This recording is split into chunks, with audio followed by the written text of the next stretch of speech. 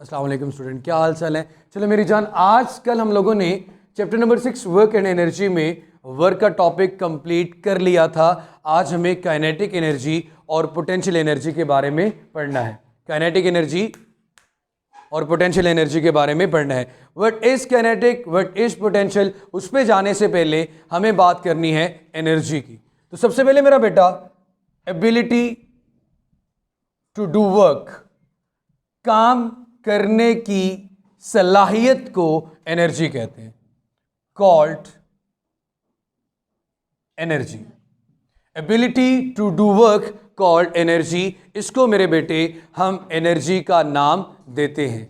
अब मेरे बच्चे, एनर्जी जैसे कल भी डिस्कस किया था, महसूस की जा सकती है, लेकिन लॉ कंजर्वेशन ऑफ एनर्जी ये कहता है total energy of the whole universe remains constant. ना आप इसमें 1 जूल एनर्जी क्रिएट कर सकते हैं, ना ही आप इसमें से खत्म कर सकते हैं। हम जो कर सकते हैं वो एनर्जी की एक फॉर्म को दूसरी फॉर्म में तब्दील कर सकते हैं। अब मेरे बच्चे, सिस्टम में याद रखना, जब मैं टाइप्स ऑफ एनर्जी की बात करूंगा, किसी भी एनर्जी का डायरेक्टली या इनडायरेक्टली जो मेन सोर्स होता है वो सन होता है। किसी भी एनर्जी का डायरेक्टली या इनडायरेक्टली जो मेन सोर्स होता है मेरी जान, वो सन होता है। अब मेरे बच्चे, बहुत से बच्चे पूछते हैं सर सन कैसे, ये सन कैसे आया। तो मेरी जान ऐसे कि फर्ज करो आप खा रहे हो खाना, आपका जो फूड है, सब्जियां हैं, ये प्रिपेयर होती हैं बाय द फोटोसिंथेसिस प्रोसेस। वो फोटोसिंथेसिस प्रोसेस के लिए सनलाइट चाहिए। फिर बहुत से लोग कहते हैं चले जी हम सब्जियां नहीं खाएं तो गोश्त खा लेंगे। तो अगर आपने गोश्त खाना है तो गोश्त खाने वाले जानवर तो डिपेंड करते हैं प्लांट्स के ऊपर या अपनी फीड के ऊपर, अगेन फोटोसिंथेसिस का प्रोसेस। अब मेरी जान, किसी भी चीज को डायरेक्टली या जब इनडायरेक्टली रिलेट करोगे तो वो कहां से मेन सोर्स आएगा, सन। अब मेरे बच्चे, मेजर 2 टाइप्स की आज बात करने जा रहे हैं, काइनेटिक एनर्जी। काइनेटिक के लिए याद रखिएगा, आपकी बुक में वैसे ई के भी लिखा हुआ है, हम शॉर्ट फॉर्म K.E भी लिख लें तो रिप्रेजेंटिंग द काइनेटिक एनर्जी। और कल भी बात कही थी, एनर्जी की कोई भी फॉर्म हो उसके लिए यूनिट हमेशा आपने जॉल इस्तेमाल करना है, और कैपिटल J से यूनिट को लिखा जाता है जॉल। अब मेरे बच्चे, दूसरा हमारे पास आ गया पोटेंशियल एनर्जी। इस लेक्चर में हम डिस्कस करेंगे काइनेटिक एनर्जी को। पोटेंशियल एनर्जी या ई के साथ आप P.E लिख लें या P लिख लें, ये representing the potential energy. What is kinetic energy, question ये है, जब भी ऑब्जेक्ट मूव कर रहा हो, आपने एक ही शर्त, एक ही कंडीशन अपने जहन में रखनी है कि जब भी ऑब्जेक्ट मूव कर रहा हो, the energy possessed by a body due to its motion is called kinetic energy. The energy possessed by a body due to its motion. Energy possessed by a body due to its motion.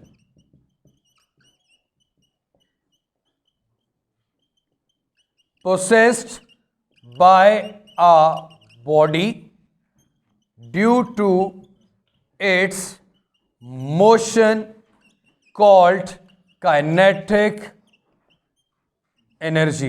Energy possessed by a body due to its motion is called kinetic energy.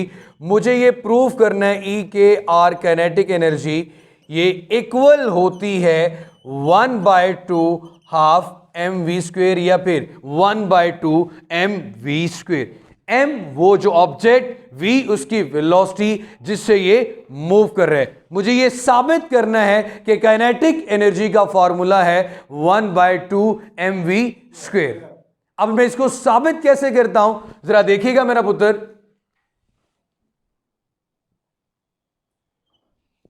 आपके पास मेरी जान कोई object है जिसका mess m है।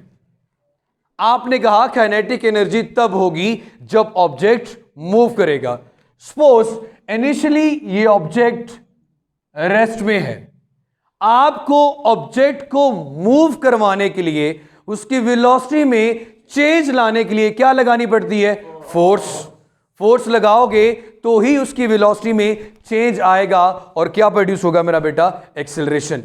अब मेरी जान, आपने इस पे फोर्स लगाई, उसने कुछ डिस्टेंस या डिस्टेंस डिस्प्लेसमेंट कवर किया, कुछ ना कुछ उसकी वेलोसिटी आ गई, मैं उस वेलोसिटी को नाम दे देता हूं v का।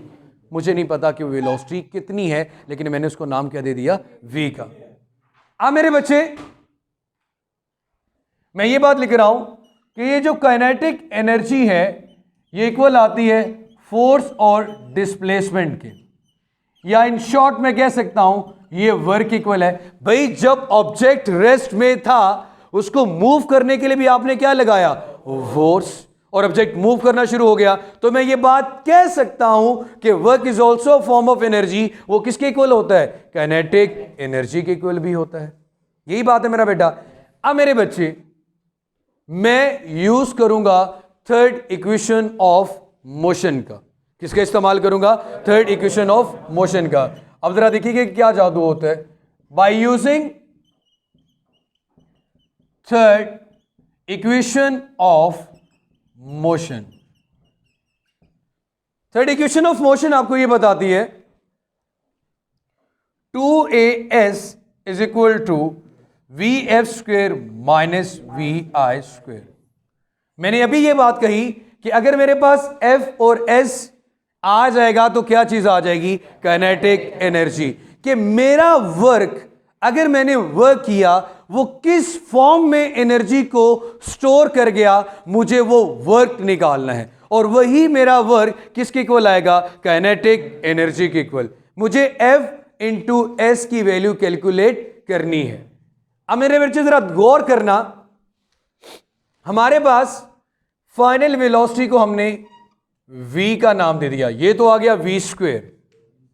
ठीक है मेरे बेटे। इनिशियल वेलोसिटी मेरे पास 0 2 a क्या आएगा आपके पास? एक्सेलरेशन है ना आपके पास। जब आपने फोर्स लगाई according to Newton second law of motion, F क्या आ गई? ma। अब मेरे बच्चे, जब आपने ma की बात की, अब जरा गौर करना, यहां पे थोड़ा सा चेंज क्या है? चेंज ये हुआ, मिस्टेक भी ये हुई कि अगर ऑब्जेक्ट मूव कर रहा होगा तो ही उसमें काइनेटिक एनर्जी होगी। जब वो मूव कर रहा होगा तो उसकी इनिशियल वेलोसिटी 0 नहीं बल्कि क्या लेंगे? v लेंगे। और जब उसको आप रोकेंगे तो भी आप क्या लगा रहे होंगे? वर्क लगा रहे होंगे। तो फाइनल वेलोसिटी क्या होगी? 0। थोड़ा सा चेंज आ गया मेरा बेटा। अब जरा गौर करना, आपने शुरू में ये कहा the object possess energy when it is in motion, तो फिर मैं तो रेस्ट वाली सिचुएशन ले ही नहीं सकता। तो मेरे बेटे ये तो 0 आ गया। इनिशियल वेलोसिटी मेरे पास कुछ ना कुछ थी, मुझे नहीं पता वो कितनी है, तो मैंने v लिख दी। According to the Newton second law of motion, acceleration की यहां पे वैल्यू पुट करूं तो ये बनती है F/m। लेकिन मैं इसके साथ साइन नेगेटिव का भी लगाऊंगा। क्यों? क्वेश्चन तो ये आता है, जब आप ऑब्जेक्ट को रोकते हो, उसकी स्पीड कम होती है तो एक्सेलरेशन क्या लिया जाएगा? नेगेटिव। जब आप ऑब्जेक्ट को मूव कर रहे हो, बढ़ा रहे हो उसकी स्पीड, तब एक्सेलरेशन क्या लिया जाएगा? पॉजिटिव। तो यहां पे आ जाएगा -F/m और क्या आ गया? s। क्योंकि मैंने शुरू में बताया मुझे ये निकालना है F इंटू एस, तो मुझे अपनी इक्वेशन को भी उस फॉर्म में लेके आना था। ये बन गया मेरा बेटा -2F into S divided by m और -v square. -v square, minus का साइन माइनस के साइन के साथ कैंसिल, ये m इधर डिवाइड हो रहा है, दूसरी तरफ जाके मल्टीप्लाई होगा, तो ये बन जाएगा mv स्क्वेयर और इधर आ गया f multiply by s। 2 multiply और इधर आके क्या हो गया? डिवाइड।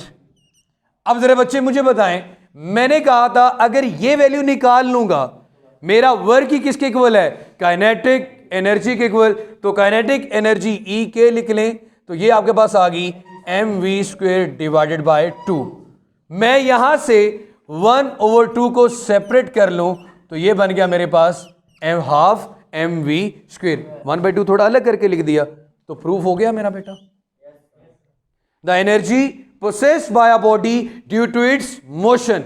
अब फाइनल रिलेशन में अगर मोशन नहीं है मतलब वेलोसिटी 0 है, अगर आप यहां पे वेलोसिटी 0 पुट करेंगे तो काइनेटिक एनर्जी का फॉर्मूला है 1/2 mv²। v को 0 पुट करें, सारा आंसर ही क्या हो जाएगा 0। इस बात का मतलब क्या हुआ, the object which is in motion, ऐसा ऑब्जेक्ट जो कि मोशन में है, हरकत में है, मूव कर रहा है, उसमें जो एनर्जी है वो एनर्जी हमारे पास काइनेटिक एनर्जी है। क्लियर हो गया मेरे बेटे? दोबारा रिपीट कर देता हूं, the energy possessed by a body due to its motion. Derivation में मैंने एक मूविंग ऑब्जेक्ट को लिया और उस मूविंग ऑब्जेक्ट पे जब मैं फोर्स लगाऊंगा तो उसकी वेलोसिटी को कम करने की कोशिश करूंगा, मतलब रोकूंगा उसको, तो उसका एक्सेलरेशन क्या आएगा नेगेटिव। मैंने कहा मैंने वर्क किया और मेरा वर्क किसके इक्वल आ गया, काइनेटिक एनर्जी के इक्वल। मुझे वो वर्क निकाल लिया तो मतलब क्या निकाल ली, काइनेटिक एनर्जी। तो मैंने यूज किया थर्ड इक्वेशन ऑफ मोशन का, एक्सेलरेशन माइनस F/m, और माइनस का साइन क्यों लिया, क्योंकि हम अपोज कर रहे थे किसको, मोशन को। किसको अपोज कर रहे थे, मोशन को। वेलोसिटी को कम कर रहे थे, रोक रहे थे, तो एक्सेलरेशन नेगेटिव आएगा। -2F × s divided by m is equal to -v²। Minus का साइन माइनस के साइन के साथ कैंसिल हुआ, m इधर डिवाइड हो रहा था, इधर आके मल्टीप्लाई हुआ, F × s is equal to mv² divided by 2। 1/2 अलग कर दिया क्योंकि मल्टीप्लाई हो रहे थे, तो आपके पास काइनेटिक एनर्जी का फाइनल रिलेशन आ गया 1/2 mv²। ये था मेरी जान बड़ा आसान सा मजेदार सा टॉपिक। इंशाल्लाह नेक्स्ट लेक्चर में हम बात करेंगे पोटेंशियल एनर्जी की। तब तक अपना बहुत सारा सा ख्याल रखें। हाँ, अगेन कोई क्वेश्चन है तो कमेंट सेक्शन में भी पूछ सकते हैं, आप लोग तो वैसे भी पूछ सकते हैं, भाई आपका मुलाजिम हाजिर है। सो खुश रहें, आबाद रहें। चैनल सब्सक्राइब नहीं किया हो तो MM नज़ीर चैनल को भी सब्सक्राइब कर लें। अल्लाह हाफिज़।